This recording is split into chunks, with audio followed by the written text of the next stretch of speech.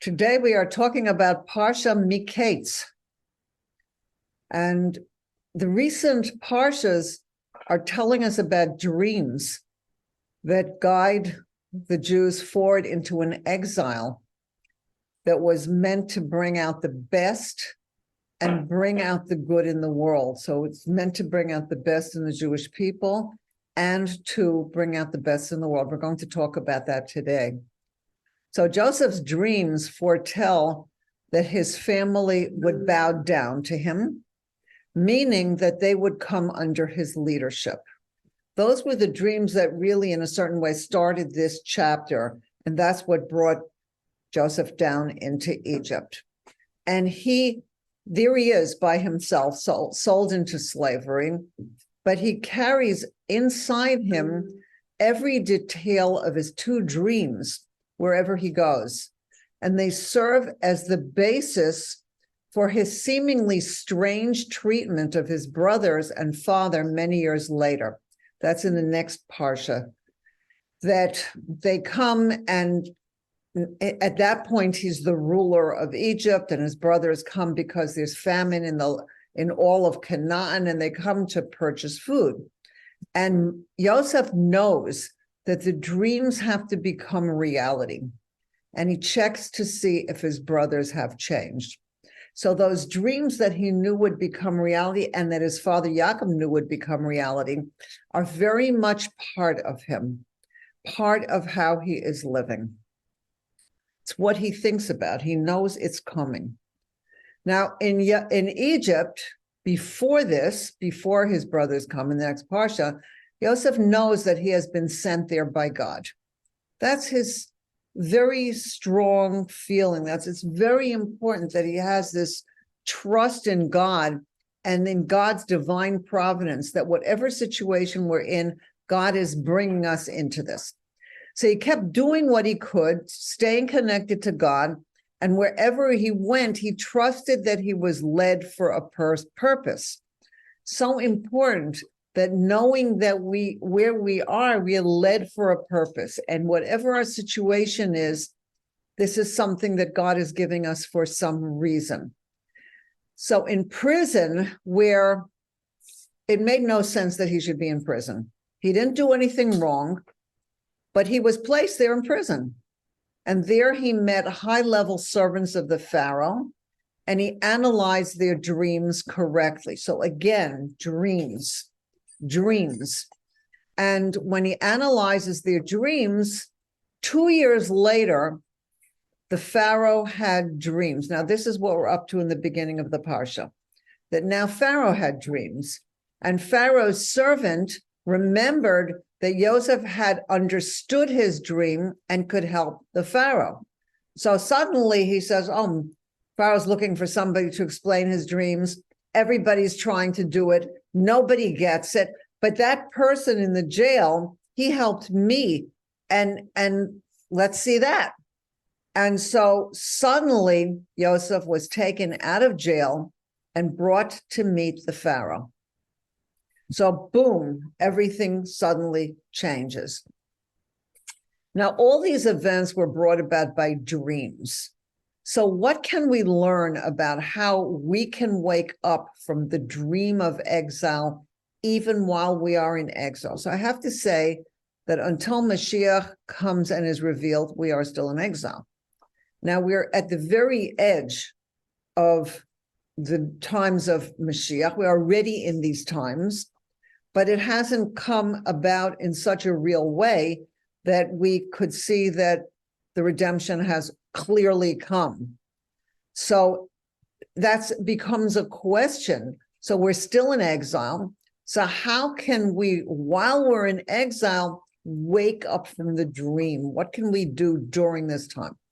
So the Torah portion of Mikeitz begins by relating Pharaoh's dream and the fact that the wise men could not provide a satisfactory interpretation. That disturbed him very much. Whatever they said just didn't work for him. And Joseph was then called for and interpreted the dreams to Pharaoh's satisfaction. Now, the commentaries ask a lot of questions regarding his interpretation. And there's something in his interpretation that is going to give us a clue for how we can live in exile in a meaningful way. So the thought that 7 handsome, healthy-looking cows and 7 fat, good ears of grain, they were symbolic of 7 years of plenty, while the 7 emaciated bad cows and the 7 shriveled ears of grain were symbolic of 7 years of famine. That seems obvious. So Pharaoh saw in his dream that the cows emerged from the Nile. And since the healthy cows and grain appeared first, it's understandable that a period of plenty would precede a time of famine. Since the cows and the grain were 7, it clearly indicated 7 seasons of growth. That is obvious. But why didn't the wise men of Egypt understand something that was so obvious? What was it that got Pharaoh so excited about Joseph's wisdom that he appointed him viceroy? So we're going to talk about that. But another question that's very interesting is that as soon as Joseph interpreted the dreams, he immediately went on to say, and now, Pharaoh must seek out a man with insight and wisdom and place him in charge of Egypt. So why did Joseph go on and give advice? Pharaoh didn't ask him for advice. He only asked him to interpret the dreams, not to advise him. So what was the difficulty in interpreting the dreams? The difficulty was that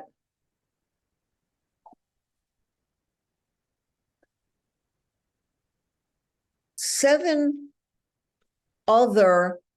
first came the 7 fat cows, and then in the dream, 7 lean, ugly cows emerged from the Nile and stood next to the cows already on the riverbank.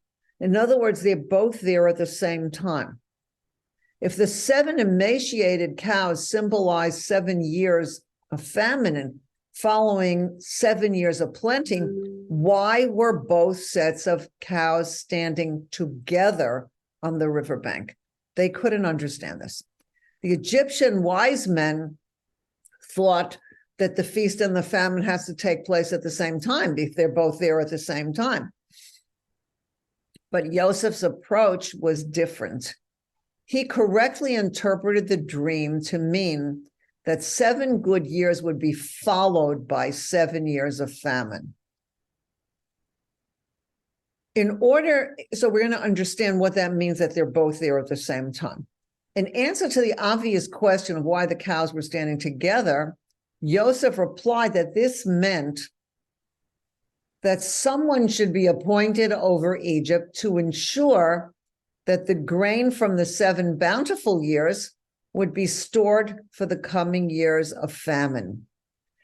Because in this way, the cows would stand together in the following manner. That when steps are taken at the beginning of the 7 years of plenty to ensure that there would be food for the 7 years of famine, then the 2 periods, the 2 sets of cows, come together. Then during the 7 years of hunger, the 7 years of plenty are still felt, since the food eaten during the later years comes from the first 7 years. So in a sense, both are there together. And Pharaoh was impressed by Joseph's reply, especially because he could account for the juxtaposition of the 7 fat and emaciating cows, that both are there together. People very often don't know how to handle opposites being together. That it says in Tanya, in Sefer Tanya, that we could have joy on one side of the heart and the opposite of joy on the other side of the heart, so that we could be happy for what there's happy to be about, and we could also be sad about or disturbed by what is not happy. But we have to have both. Otherwise, what happens is like everything becomes mush. And then you can't be happy and you can't be sad. You're just kind of always in this mixed up misery. And that's not how it should be. So we should be happy for what we could be happy about, even though there are things for which, we pray and we cry and we ask for the good. But this juxtaposition of having them both there at the same time is something that the people of the world very often don't understand and can't handle. They just don't understand what it means. So on a more spiritual level, Pharaoh's dreams and Joseph's interpretation led to the Jewish people's descent into exile, because it was Joseph's leadership which resulted from his interpretation. He says you need to choose a wise man, that brought about the circumstances which caused Yaakov and his family to descend to Egypt, which we'll see in the next Parsha. So Pharaoh's dreams and their interpretation are also a parable to exile. So during a dream, it's possible for opposites to unite. Somebody from the past and somebody from the present are there at that same time. Somebody's standing upside down. Somebody is, things just, it doesn't make any sense. But in a dream, opposites can come all the time. And exile is therefore compared to a dream, because during the times of exile, good cows means like the desire to be good and holy, and emaciated cows, which is the desire to act in an unsuitable way, can both be in an individual at almost the same time. So there are times we really, really want to do the good thing, and then we get sidetracked by things that we know are not good for us. But how could both of those things come? Because we really want to do good. But this is exile, and we're in exile, and that struggle to make sense of what is really a dream, which doesn't make sense, is something we have to work on. So by putting aside provisions during the time of spiritual good, spiritual famine is averted, and Jews are constantly blessed with all kinds of good. Now, this means that it's a time to study Torah and learning how to connect and live in the ways that bring life. So when we learn Torah this way, we're strengthened for all situations. So sometimes in a complicated time, we don't feel like learning because we're looking at the complicated things. But what it's saying is that you have to have the good cows, the fat cows, and we have to say, I'm going to learn something this morning. I'm going to go to a Torah class. I'm going to do something that's going to strengthen me, even though in some ways I don't feel up to it or I don't feel like it. But when we say, I need to do this because it's going to make me stronger, then that's something that we need to do. And then we're strengthened for all situations. And then whatever is going on, we have the strong Torah thoughts inside us that we could reach for. So it says in Tehillim, in the Psalms, in the era of exile, we're like dreamers, when the spiritual structure of the world is upside down. And it's like a dream is that it's a perception without reason. There are things going on in the dream that don't make sense. And in exile can be like a terrible fantasy in which what's right and true may not be considered realistic. Where there are people who don't know the difference between good and evil. Torah is very clear about what is good and what is evil. But there's people in the exile time that don't know the difference.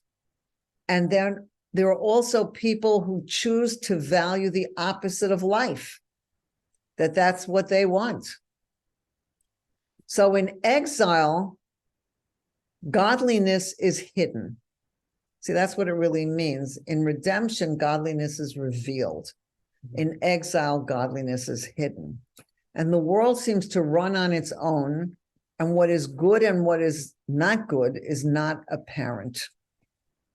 But this situation also allows for positive developments that we couldn't imagine. So, how is this going to be?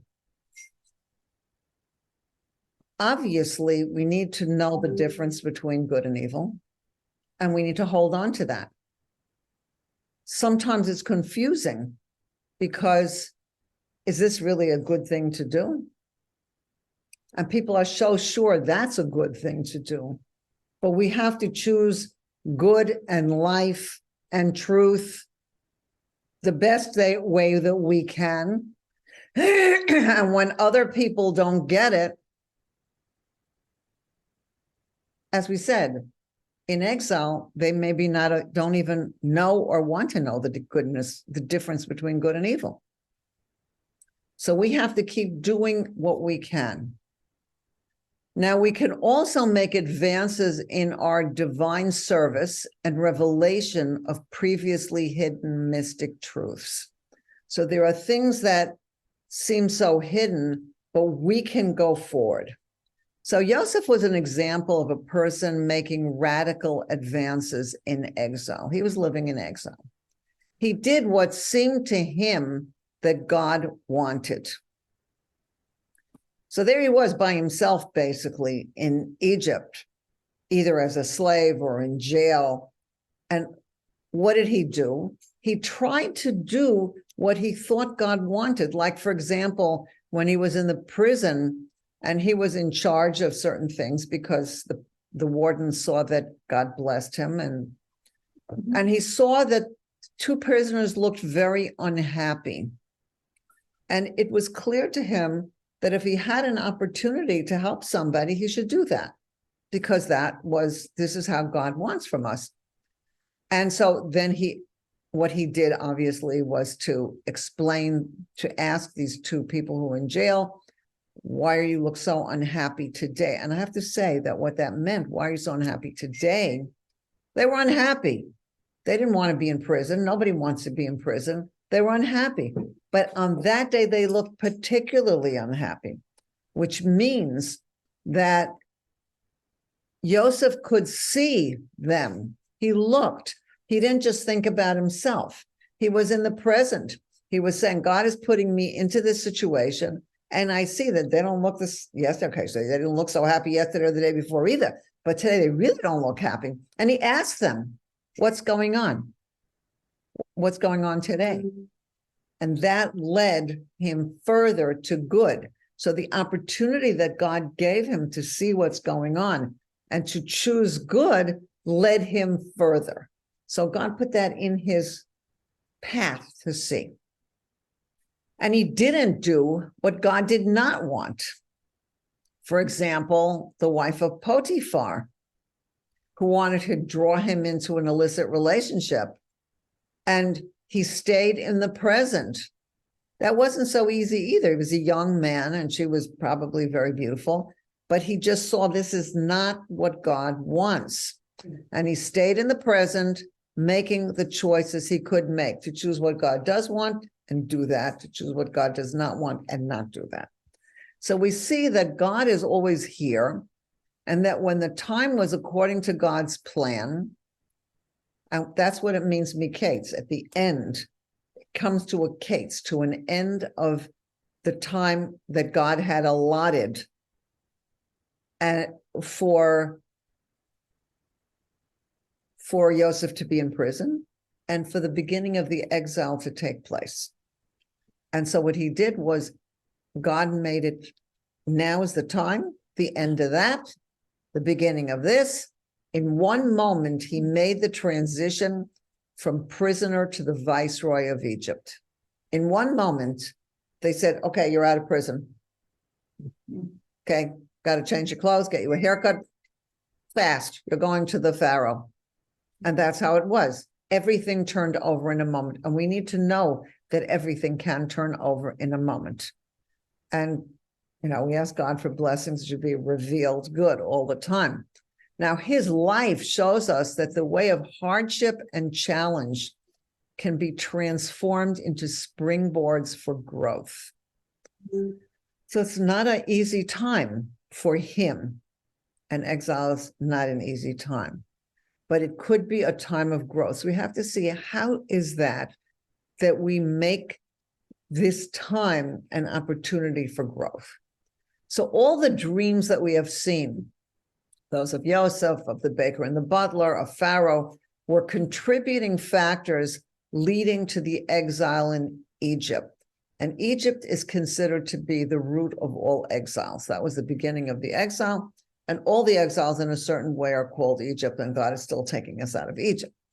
So exile resembles dreams. And dreams come from the imagination, which has the capacity for two opposites to coexist simultaneously. So when a person is in exile, he can experience contradictions. And let's find out what that means. He may think that he loves God, and at the same time, he will love his own body and indulge in desires, even though these two loves can't exist simultaneously. He could feel love for God and be drawn to his desires that take away from that connection. Now, these kinds of internal contradictions are consistent with the state of exile. That means we shouldn't get upset when we see that that's going on inside ourselves, that we make a decision to do something and then we're not doing it exactly.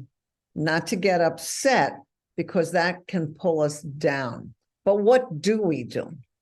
So a person could pray, decide what to do, but after his prayers, he might feel differently. But we need to know that the prayer is still valid.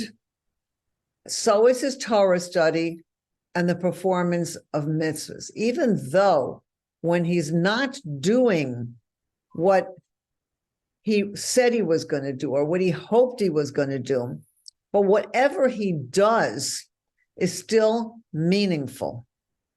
And that's something we need to know, that whatever we do is meaningful. Now, there's a transcendent source that's shining out in the era of exile. So we need to know God is with us and God is shining light out into the exile. So how do we access this?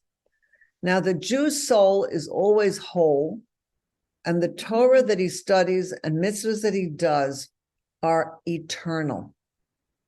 So they continue always. Now, we need to know that the undesirable actions are just fleeting and they won't last, because every Jew will ultimately turn to God in tshuva, coming back to serve God. So we need to know that the evil part won't last and the good will last. So we have to choose the good.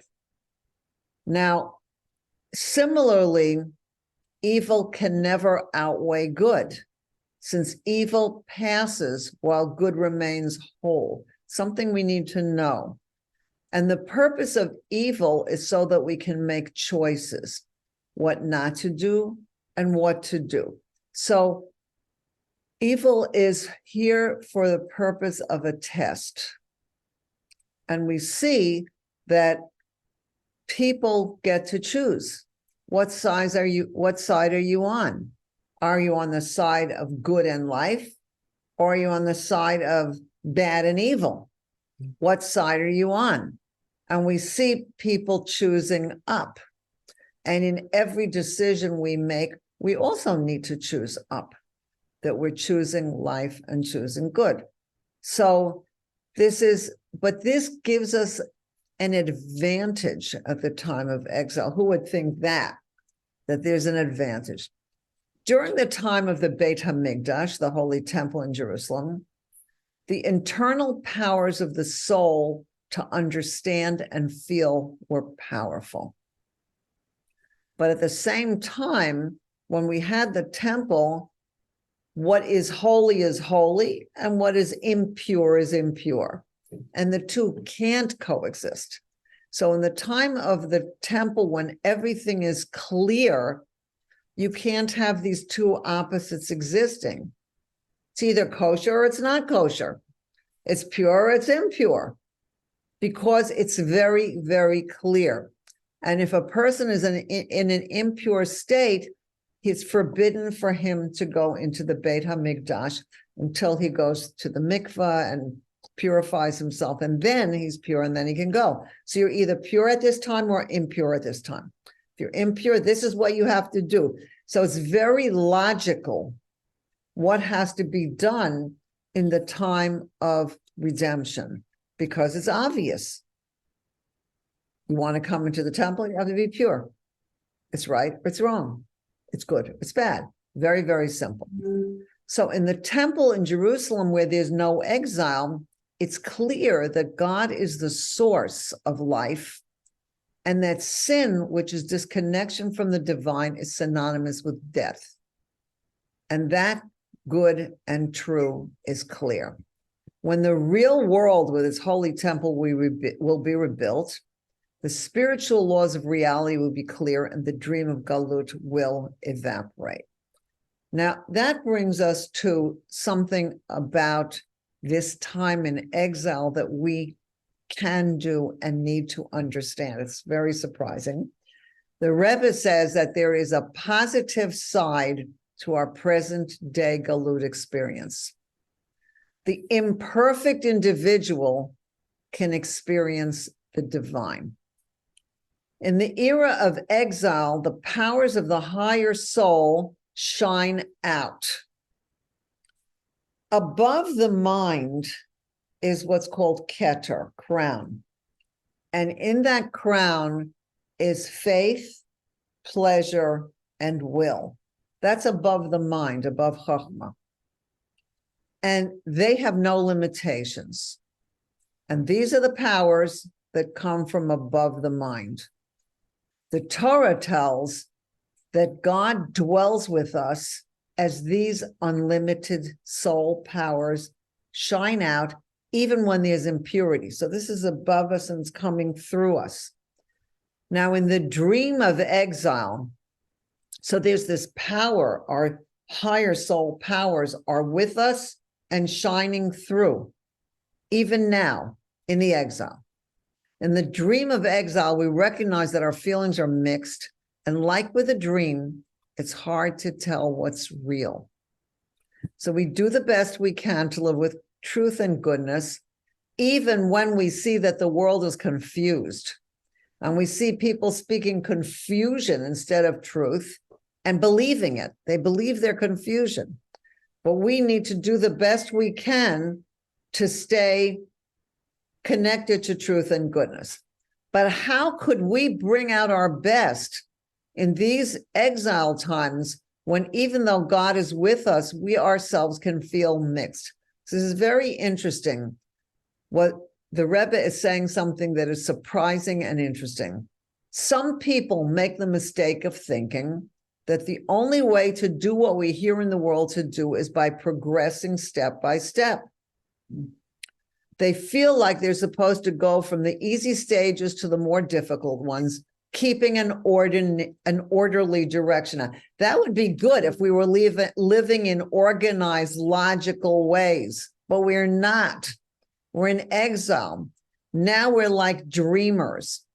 And since we have the opposites within us, we don't need to feel limited to working with sequential progression one step after another. Because then it's like you feel, okay, first I have to start here, and then I have to start here, and then it's like completely overwhelming. But the Rebbe says that we should do any kind of divine service that shows up.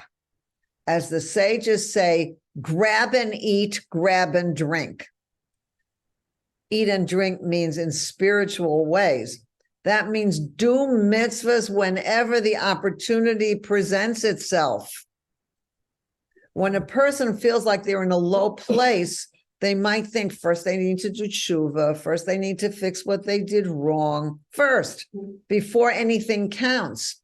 But even though they feel that they're lacking, they shouldn't give up. They shouldn't stop doing mitzvahs and the good that they're still doing. This person should continue to study Torah and observe mitzvahs, even when they know that their level is not high. So we're not supposed to be perfectionistic at this time. It's not black and white. It's not a time where everything is clear and the temple is here and redemption is here. I'm either pure, I'm not pure. If I'm not pure, I have to fix it first before I can go. Not like that now. It's still exile. So what the Rebbe is saying is that when we have the opportunity to learn. When we have the opportunity to do a mitzvah, do the mitzvah. So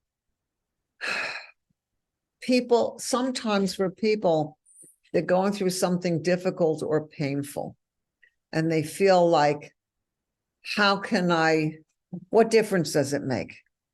Okay, so we're not supposed to be into what difference does it make at all. The opposite.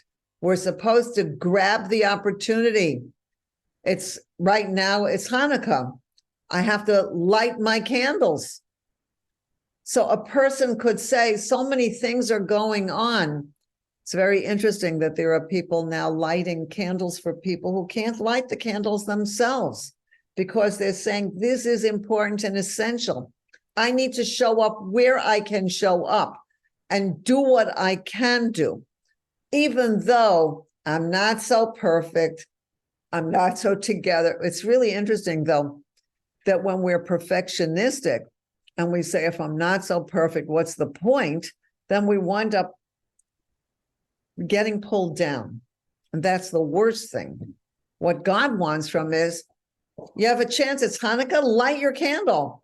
It's going to be Shabbos, light your candle. You're going to eat something, eat kosher. Don't eat meat and milk together. You eat kosher.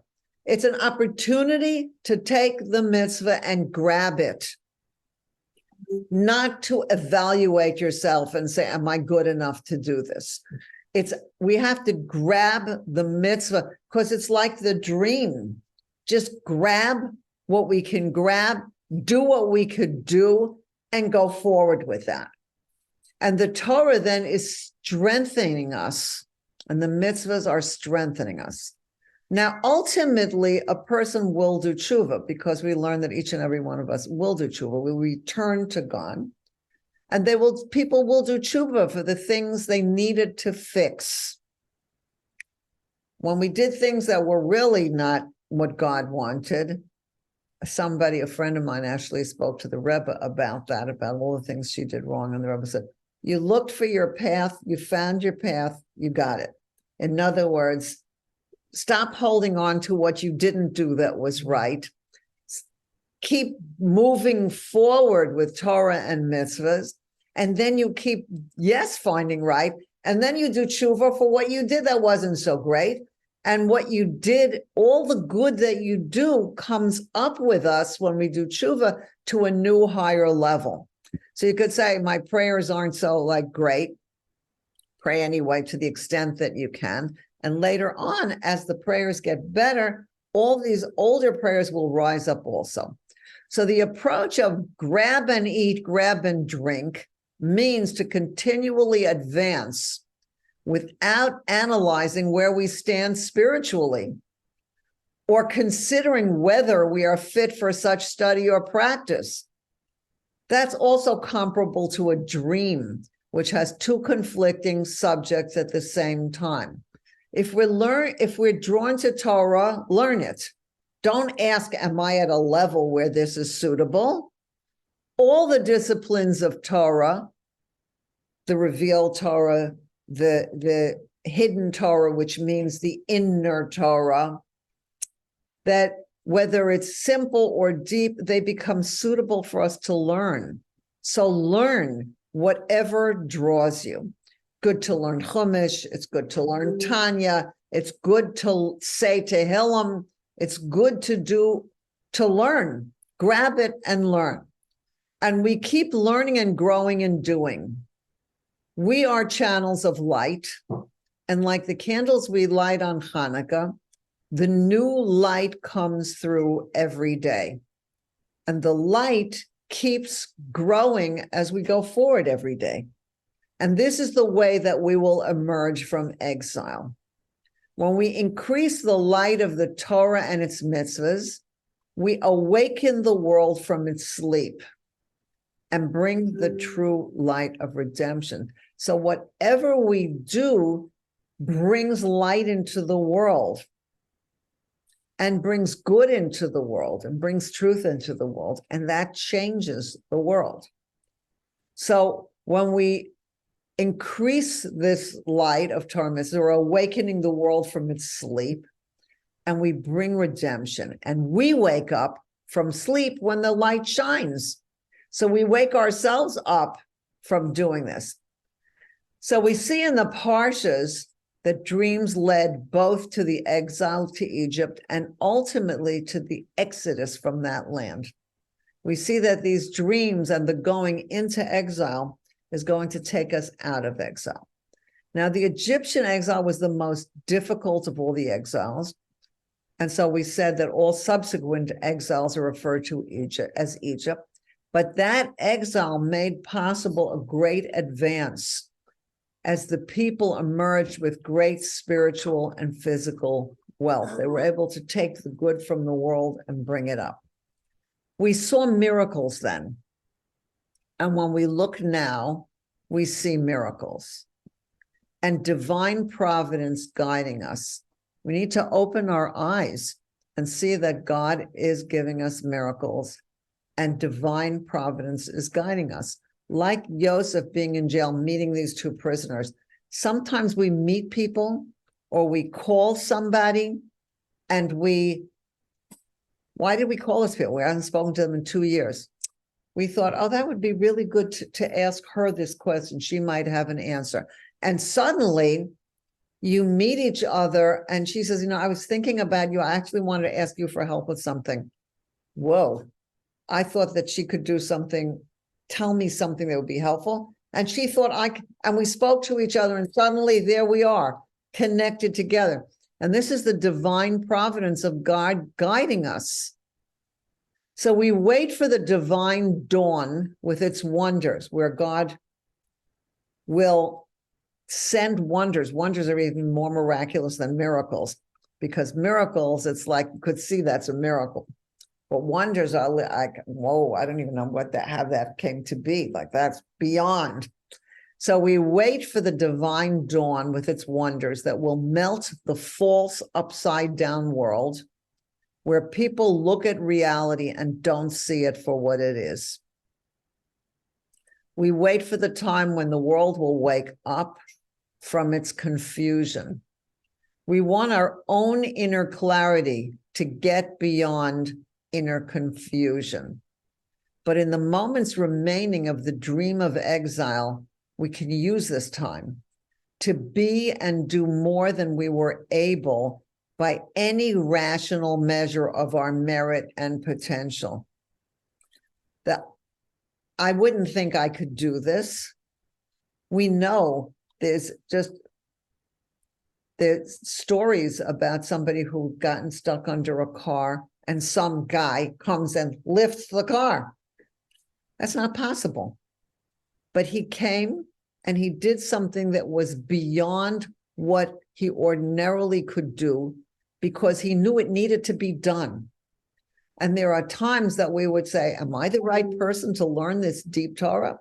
Am I the right person to teach this deep Torah? Well, if God gives it to you to do, it's yours. So grab it. What do we say? Grab and eat, grab and drink.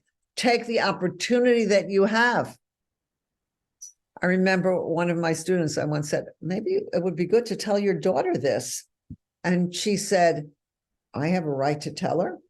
I said, you're her mother? Mm-hmm. Tell her. And it changed her life. There are times that instead of saying, I don't know, is it okay for me to say something? Is it okay for me to do something? Am I good enough to have a right? If there's an opportunity to do good, do it. If there's something needs to be done, don't think, am I good enough? Just say, this one's mine. I have to do this. And then we change the whole situation. So we're able, beyond looking at ourselves for merit or potential, just go forward. And even though the divine service during the era of exile is comparable to a dream state, the quality of dreams makes it possible to get to a higher level of divine service, to be able to leap beyond all expectations and increase the light of Torah and its mitzvahs. In a dream, you can jump from here to there. And in this time of exile, we can also jump from here to there. We don't have to say that's possible or impossible, because that's not what goes on in a dream. A dream can have all kinds of possible and impossible and options, and we can change in a moment. So we do whatever we can, whether we think we're up to it or not. We just move forward wherever we can, grabbing the opportunity without analyzing it. And then we won't need exile, because we will have accomplished more than we could have ever dreamed of. So this irrational development changes the world and brings the time that God will take us out of Exodus. And as it says, as in the days of your exodus from Egypt, I will show the people wonders. Remember, wonders are beyond miracles. With the coming of Mashiach anytime soon, and may it be now.